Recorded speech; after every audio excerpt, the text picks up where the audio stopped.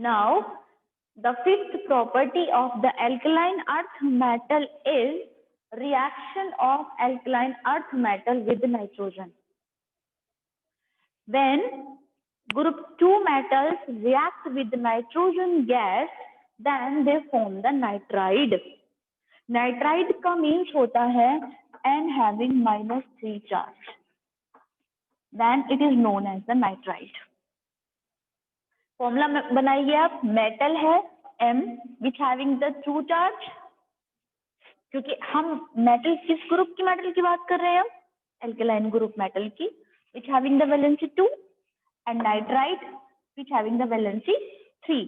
तो जो metal nitride का फॉर्मूला बनेगा वो क्या होगा, मैं आपको प्रोडक्ट बनाने की बात कर रही हूँ, यहाँ पे रटने की जरूरत नहीं है, समझने की जरूरत है कि जब मेटल नाइट्रोजन के साथ ऐड होगी तो वो मेटल नाइट्राइड बनाएगी। क्या बनाएगी बेटा, वो मेटल नाइट्राइड। अब आपको मेटल नाइट्राइड का फॉर्मूला चाहिए, तो आप यहाँ से फॉर्मूला निकालेंगे। कैसे निकालेंगे, मेटल की वैलेंसी है 2, नाइट्राइड की है 3, फॉर्मूला बनेगा तो एक्सचेंज हो जाएगा वैलेंसी का, फॉर्मूला विल बी M3N2। तो बेटा आप यहाँ पे बना देंगे M3N2। Now we will balance this chemical reaction. Metal 3 है, नाइट्रोजन 2 है, ठीक है। अब मुझे मेटल को 3 करना पड़ेगा, तब भी मैं देख रही हूँ कि मेरा नाइट्रोजन अब मेरा बैलेंस है, जो कोई जरूरत नहीं है करने की, है कुछ करने की जरूरत, reaction is balance. For example yes metal की जगह मैं बेरिलियम रख लूं, the first member of the alkaline group metal is beryllium, M4 beryllium रख लिया प्लस N2 गिव्स Be3N2।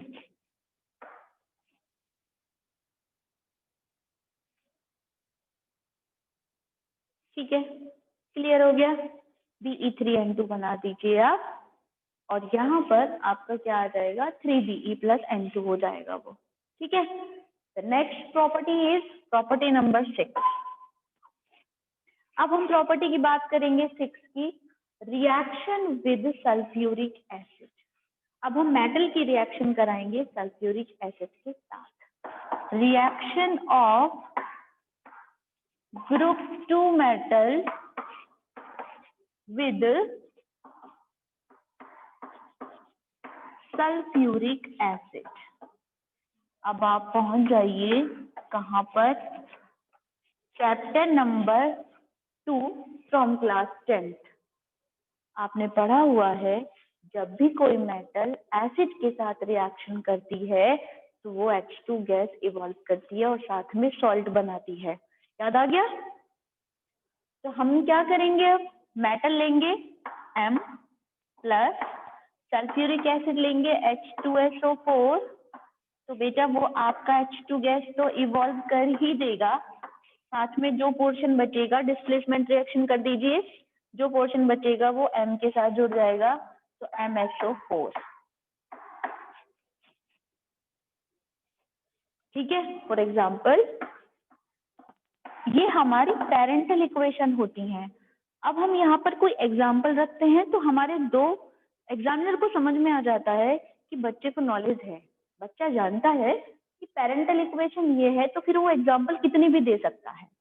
तो हमने एग्जाम्पल दिया, हमारे पास तो ग्रुप 2 के अंदर बेरिलियम भी है, मैग्नीशियम भी है, कैल्शियम भी है, स्ट्रोंशियम भी है, बेरियम भी है, रेडियम भी है। हम रेडियम को छोड़ देते हैं क्योंकि इसकी अलग प्रॉपर्टी है रेडियो एक्टिव होने की वजह से, लेकिन हम इतने सारे तो एलिमेंट ले सकते हैं एम की जगह, हम एम भी ले लेते हैं इस बार।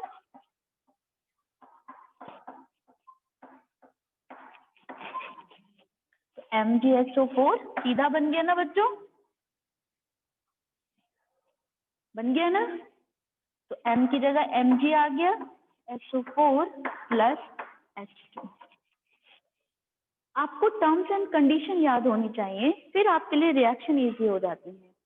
तो दिस रिएक्शन आपको क्लियर हो गई होगी। ये रिएक्शन हमने रिएक्शन करी number 6, reaction of group 2 metal with sulphuric acid. Next reaction है reaction of group 2 element with alkalis. अब एल्कलीज में हम क्या लेके चलेंगे बेटा? कितने एल्कलीज केमिस्ट्री में वेल नोन हैं? और बताइए what are the alkalis? Bases which are soluble in water. बिल्कुल सही। Alkalis are soluble in water, means जो बेस मैं सिर्फ यहाँ पे बेस की बात कर रही हूँ, विच बेस दो soluble in water are known as alkalis, and in chemistry, in our whole chemistry, we know about the two bases, two alkalis, NaOH and KOH। ये दो ऐसे बेस हैं जिनको हम एल्कलीज कहते हैं, ठीक है। अब हमें रिएक्शन करानी है किसकी? यहाँ पर ध्यान रखना है, केवल और केवल बेरिलियम ही एल्कलीज से रिएक्शन करता है, बाकी कोई भी अदर और मेंबर ग्रुप 2 का एल्कलीज के साथ रिएक्शन नहीं करता है। क्लियर हो गया आपको? तो ये चीजें आपको ध्यान रखनी है बेटा। Yes, इनऑर्गेनिक केमिस्ट्री में ये कंडीशंस याद रखनी होती हैं। रिएक्शन हार्ड नहीं है, रिएक्शन तो मैं आपको बता दूंगी, इजीली बता दूंगी, तो रिएक्शन नहीं है हार्ड।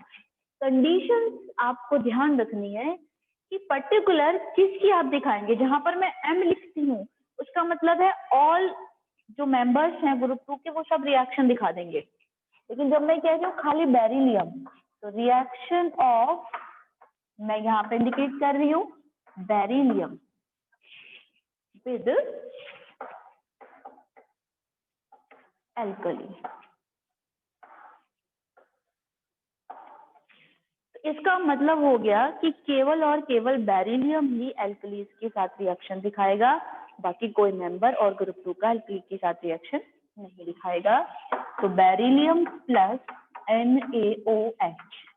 अब आपको ये भी क्लियर है कि कोई बेस हो या कोई एसिड हो, दोनों ही मेटल के साथ H2 गैस इवॉल्व करते हैं। आपने आंख बंद करके H2 गैस लिख दिया, अब H2 के लिए आपको H के 2 करने पड़ेंगे, आपने कर दिया H के 2। अब बना क्या है वो बताइए आप। बचा हमारे पास Na के 2, O के 2 और B का 1। अब हम इस सॉल्ट को लिखें कैसे? बेरिलियम की वैलेंसी होती है 2, यानी कि उसके दोनों हाथ घिरे हुए हैं, तो बेरिलियम को आप बीच में लिखेंगे। बेरिलियम एक साइड में O और एक साइड में लिखेंगे आप Na।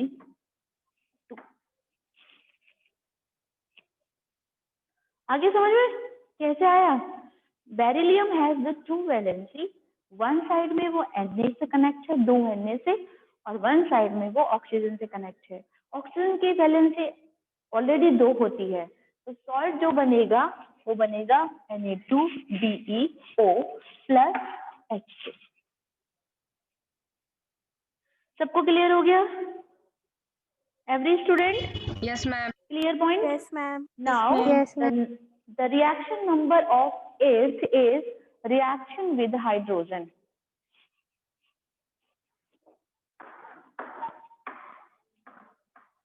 Reaction with hydrogen। अब आपको पता है कि जब भी हाइड्रोजन किसी मेटल के साथ जुड़ेगी तो वो हाइड्राइड बनाएगी। क्या बनाएगी बच्चों? वो हाइड्राइड। अब हाइड्रोजन यहाँ पर हाइड्रोजन गैस की फॉर्म में जुड़ रही है, तो मेटल प्लस H2 गिव्स, अब फॉर्मूला क्या बनेगा मेटल हाइड्राइड का? हमने लिख दिया यहाँ पे मेटल हाइड्राइड। अब हम फॉर्मूला बनाएंगे बच्चों। M है हमारे पास, H है, M की वैलेंसी 2, हाइड्राइड की वैलेंसी 1, तो फॉर्मूला बनेगा आपका M1H2। 1 इग्नोरेबल है तो फॉर्मूला बनेगा MH2। ठीक है, तो यहाँ पे बन जाएगा MH2। अब मैं एग्जांपल लिख देते हैं आपके पास, Ca ले ले, तो Ca plus H2 gives CaH2। बन गई रिएक्शन। Clear point? हाँ जी बेटा, क्लियर पॉइंट एवरी स्टूडेंट को? Yes, Reaction ma'am. number, reaction number 9. Reducing nature.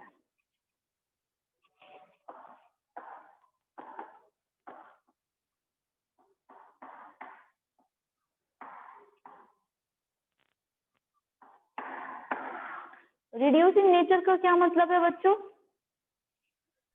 They can easily oxidize.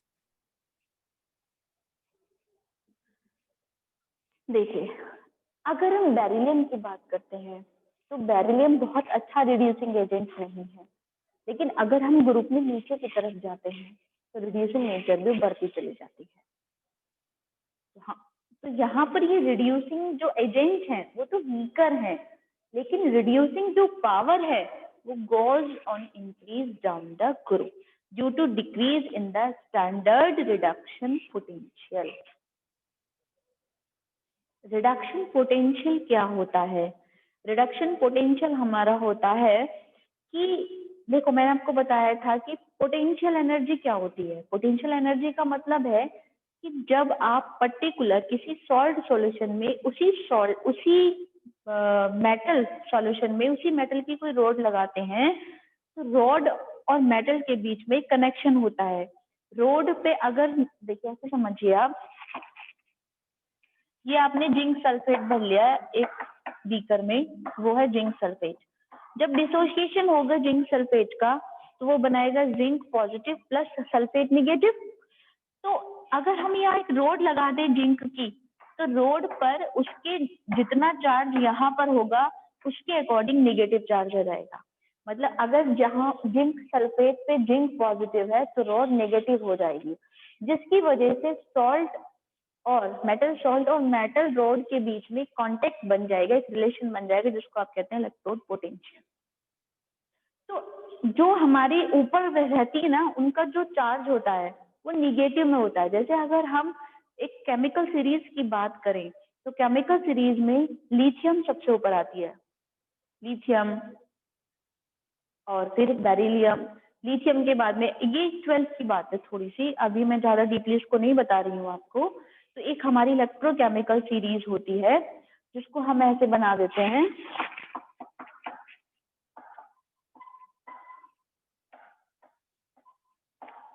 इस तरीके से लिकबा, कानाबा, अर्जेंसी, कॉनी, इस तरीके से हम इलेक्ट्रोकेमिकल सीरीज बनाते हैं। तो जो लिथियम का रिडक्शन पोटेंशियल होता है, जो लिथियम की वैल्यू होती है वो निगेटिव में होती है, और जो उसका वैल्यू होती है वो 3.05 वोल्ट होती है। यानी कि जो रिडक्शन पोटेंशियल है वो हमारा ग्रुप में क्या होता चला जाता है, क्या होता चला जाता है, डिक्रीज होता चला जाता है। यानी कि ये अगर पॉजिटिव है तो ग्रुप में जाते जाते वो डिक्रीज हो जाता है।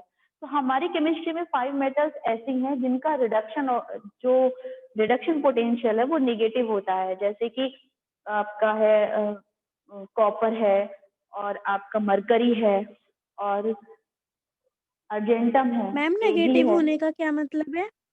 बेटा वो जो वैल्यू है ना वो रेगुलर डिक्रीज हो रही है तो हम उसको नेगेटिव कह रहे हैं। लिथियम की सबसे ज्यादा होती है रिडक्शन पोटेंशियल, इसका मतलब उसकी जो रिडक्शन पोटेंशियल वैल्यू सबसे ज्यादा हाई है ना, तो वो ऑक्सीडेशन ज्यादा कर देगा। एजेंट वो कैसा है, रिड्यूसिंग एजेंट है, तो वर्क उसका ऑक्सीडेशन का होगा, क्योंकि लिथियम जो होता है वो अपने इलेक्ट्रॉन को डोनेट करके पॉजिटिव चार्ज हो जाता है। और जब हम अगर ऑक्सीडेशन और रिडक्शन की टर्म में देखें तो ऑक्सीडेशन में प्लस चार्ज बढ़ता रहता है बेटा। ठीक है, क्लियर हुआ? तो मैं बताना चाह रही हूँ, तो इस तरीके से हम बात कर रहे हैं। ये थोड़ा सा आपको 12th में जाके और क्लियर होगा, थोड़ा सा इंट्रो दिया है मैंने, तो इस चीज को आप अभी याद कर लीजिए। ठीक है ना, आपके बहुत ज्यादा आपको समझने की जरूरत नहीं है अभी, क्योंकि फिर से आपको समझना है, थोड़ा सा याद कर लीजिए बच्चों बस। ठीक है, तो ये वीकर रिड्यूसिंग एजेंट होते हैं, लेकिन रिड्यूसिंग पावर ग्रुप में नीचे जाने पर बढ़ती रहती है क्योंकि रिडक्शन पोटेंशियल की वैल्यू घटती रहती है। ठीक है, क्लियर? आपने देखा होगा अगर हम लिथियम की मरकरी से कंपैरिजन करें या कॉपर से करें या फिर सिल्वर से करें, गोल्ड से करें, तो बेटा रिएक्टिविटी आपको पता चली जाएगी, है ना बेटा, कि रिएक्टिविटी किसकी ज्यादा है किसकी कम है। तो वही रीजन है कि जो उसकी कम है उसका रिडक्शन पोटेंशियल भी निगेटिव है, कम है, और जिसकी रिएक्टिविटी ज्यादा है उसका रिडक्शन पोटेंशियल भी ज्यादा है। ठीक है, और जिसका रिडक्शन पोटेंशियल ज्यादा है वो ऑक्सीडेशन ज्यादा अच्छा करेगी, जो नीचे वाली है वो रिडक्शन ज्यादा अच्छा करेगी। ठीक है, इस तरीके से समझिएगा। और यहाँ पर नेक्स्ट रिएक्शन है reaction with ammonia, same like the alkali metal. आपको रिएक्शन को क्या करना है, रिपीट करना है। तो जो मैंने रिएक्शन अमोनिया की आपको एल्कली मेटल में बताई थी, वही आप रिएक्शन एल्कलाइन अर्थ मेटल में रिपीट कर देंगे। सेम है, कुछ नहीं चेंज है। ठीक है, तो आज हमारा यहाँ पर कंप्लीट हो जाता है केमिकल रिएक्शन। ठीक है, अब हम जनरल कैरेक्टरिस्टिक्स पढ़ेंगे कंपाउंड की जो अल्कलाइन अर्थ मेटल बनाती हैं। यही हमारा क्राइटेरिया है। पहले हम फिजिकल प्रॉपर्टीज पढ़ते हैं ग्रुप की, फिर हम केमिकल प्रॉपर्टीज पढ़ते हैं, फिर हम उनसे जो कंपाउंड बन सकते हैं उनकी प्रॉपर्टीज पढ़ते हैं। तो यहाँ पर जो ऑक्साइड बनते हैं वो तो आप पढ़ ही लिया होगा आपने। तो ऑक्साइड जो बनते हैं वो एक्सट्रीमली स्टेबल होते हैं, और जो आपको ध्यान रखना पड़ेगा कि बेरिलियम ऑक्साइड बनेगा तो उसकी नेचर कोवेलेंट होगी, और जो अदर बनेंगे उनकी नेचर आयनिक होगी। तो बेटा ये याद रखना पड़ेगा आपको। दूसरी बात, जो बेरिलियम ऑक्साइड बनता है वो एम्फोटेरिक नेचर शो करता है, यानी कि BeO रिएक्शन कर सकता है एसिड के साथ भी, और BeO रिएक्शन कर सकता है बेस के साथ भी। तो वो आपको रिएक्शन याद रखनी पड़ेगी। ठीक है, और जो बेरिलियम ऑक्साइड और मैग्नीशियम ऑक्साइड है वो वाटर में इंसॉल्युबल होते हैं, और जबकि अदर जो होते हैं वो वाटर के साथ जुड़ जाते हैं और हाइड्रोक्साइड बना देते हैं। यानी कि आप BeO और MgO को वाटर में नहीं घोल सकते, बाकी सबको घोल लेंगे। तो कुछ भी ना हो, लेकिन आपको ये 3-4 प्रॉपर्टी तो याद करनी है। 3 प्रॉपर्टी तो आपको रेगुलर याद करनी है। एक तो BeO जो होते हैं वो कोवेलेंट होते हैं, बाकी सब आयनिक होते हैं ऑक्साइड्स जो बनते हैं अल्कलाइन ग्रुप मेटल के। और दूसरी बात है कि BeO एम्फोटेरिक नेचर शो करता है, बाकी कोई और नहीं करता मेटल जो ऑक्साइड हम बना रहे हैं ग्रुप 2 के साथ। और थर्ड प्रॉपर्टी हमारी क्या हो गई कि BeO और MgO को आप वाटर में घोल नहीं सकते, बाकी सबको घोल लेंगे। तो इतना तो बेटा आप कर लेंगे ना, थोड़ा याद ही रखना है आपको ये। तो ये हो जाएगा। नेक्स्ट है हाइड्रोक्साइड, यानी कि second type of the compound of the alkaline earth metal is hydroxide.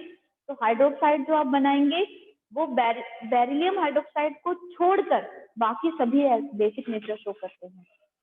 क्या नेचर शो करते हैं? बाकी सभी बेसिक नेचर शो करते हैं। केवल बेरिलियम जो हमारा हाइड्रोक्साइड है वो एसिडिक नेचर शो करता है, क्योंकि आपको पता है कि किसी भी ग्रुप का फर्स्ट मेंबर जो होता है कुछ यूनिक प्रॉपर्टी शो करता है। उसके रीजन है, क्या रीजन है? उसका साइज सबसे छोटा है और उसकी पोलराइजिंग पावर सबसे ज्यादा है, जिसकी वजह से उसकी कुछ प्रॉपर्टीज ग्रुप के बाकी मेंबर से डिफरेंट होती हैं। तो ये आपको इसलिए याद रखना पड़ेगा कि बेरिलियम यहाँ पर कौन कौन सी प्रॉपर्टी डिफरेंट शो करता है। उसका रीजन आपको पता है कि उसका साइज छोटा है, वो हाईली रिएक्टिव है, तो वो अलग प्रॉपर्टी कुछ देता है। ठीक है बेटा, तो बेरिलियम हाइड्रोक्साइड जो है उसकी बेसिक नेचर है, उसकी एसिडिक नेचर है, और बाकी सभी की जो बेरिलियम के को छोड़ दो, और जो बाकी एल्कलाइन ग्रुप मेटल के एल्कलाइन जो अर्थ मेटल हैं ग्रुप 2 के एलिमेंट्स हैं जो हाइड्रोक्साइड बनाते हैं, वो सारे बेसिक नेचर शो करते हैं। केवल बेरिलियम जो है वो हाइड्रोक्साइड की फॉर्म में एसिड नेचर शो करता है, और बेसिक स्ट्रेंथ इंक्रीज हो जाती है डाउन द ग्रुप। ठीक है, ये आप याद रखेंगे। और बेरिलियम हाइड्रोक्साइड की भी नेचर जो होती है वो एम्फोटेरिक होती है, तो ये जरूर याद कर लेंगे। सॉलिबिलिटी जो होती है, ये थर्मल स्टेबिलिटी जो होती है वो किसी भी ग्रुप में नीचे जाने पर हमेशा इंक्रीज होती है। और reactivity with water increase as, water के साथ रिएक्टिविटी कैसे बढ़ती है? मैग्नीशियम सबसे कम, फिर कैल्शियम, फिर स्ट्रोंशियम, बेरियम सबसे ज्यादा। यहाँ पर जो बेरियम है वो वाटर के साथ सबसे जल्दी रिएक्टिविटी शो करेगा, क्योंकि रिएक्टिविटी ग्रुप में नीचे जाने पर क्या है, यहाँ पर वाटर के साथ इंक्रीज हो रही है। ठीक है, तो बाकी हम कल करेंगे। अभी जो बच्चे